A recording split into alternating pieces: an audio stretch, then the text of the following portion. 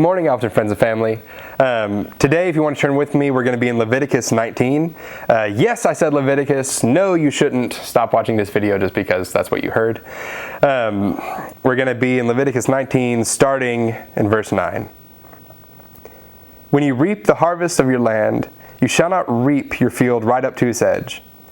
Neither shall you gather the gleanings after your harvest. And you will not strip your vineyard bare, nor will you gather the fallen grapes of your vineyard, but you'll leave them for the poor and for the sojourner. I am the Lord your God. And you shall not steal. You shall not deal falsely. You shall not lie to one another. You shall not swear falsely by my name, and so profane the name of God. I am the Lord. You shall not oppress your neighbor or rob him.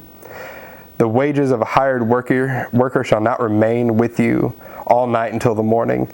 You shall not curse the deaf or put a stumbling block before the blind. But you shall fear the Lord. I am the Lord. You shall not do injustice in court. You will not be partial to the poor or defer to the great, but be righteous. But in righteousness shall you judge your neighbor. You shall not go around as a slanderer among your people, and you shall not stand up against the life of your neighbor. I am the Lord. You shall not hate your brother in your heart, but you shall reason frankly with your neighbor, lest you incur sin because of him. You will not take vengeance or bear a grudge against the sons of your own people, but you will love your neighbor as yourself. I am the Lord. If you were to read this and I hadn't told you it was from Leviticus, that you may not have guessed that, especially this last part. Don't hate your brother in your heart, but reason frankly with your neighbor, lest you incur sin because of him. And don't take vengeance or bear a grudge against the sons of your own people, but you will love your neighbor as yourself. That sounds a whole lot like Jesus' teachings, in fact. And actually, he's quoting from some of this when he's talking about those things. But let's think about this. How can this apply? How can this passage from Leviticus, one of the most feared books in the Bible, actually do us good today? A lot of us don't have fields. We don't reap our vineyards. But we do go to the grocery store. And when we go to the grocery store and we see something that we want, our inclination shouldn't be to take it all for ourselves. Our inclination should be to leave some for those who will need it more than we do. And when we deal with people, we shouldn't try to take advantage of them. When somebody can't hear you, you shouldn't talk bad about them, right?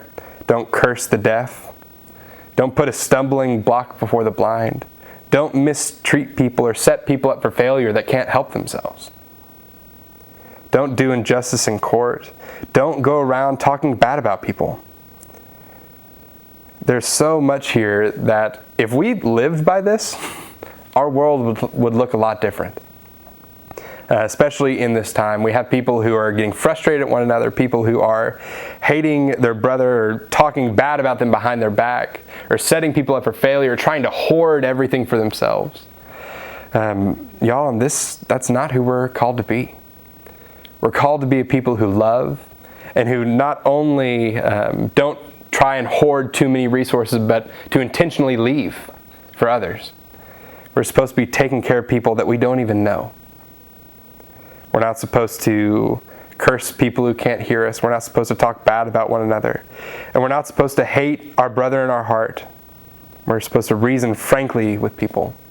We're supposed to be people that make sense, people who are rational, people that don't get too hot-headed super easily.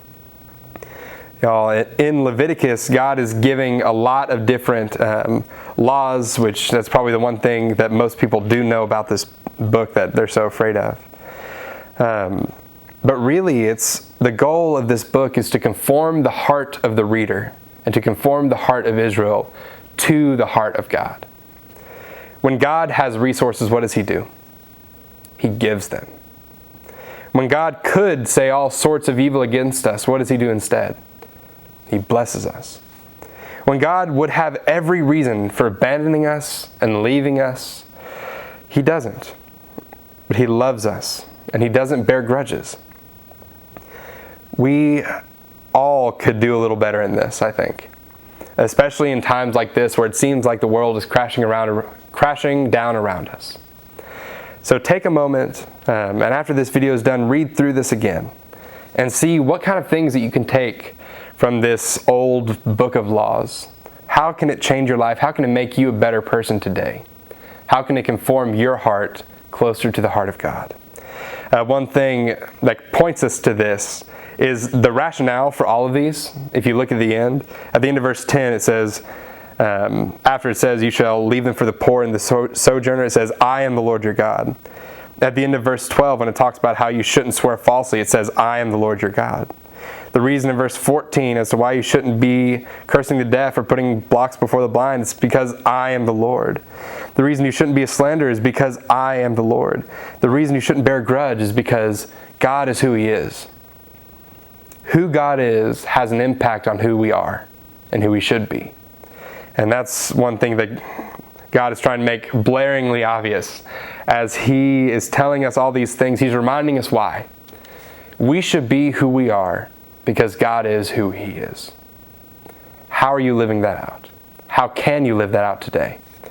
Keep that in mind as you go about your day today in your normal everyday life of quarantine.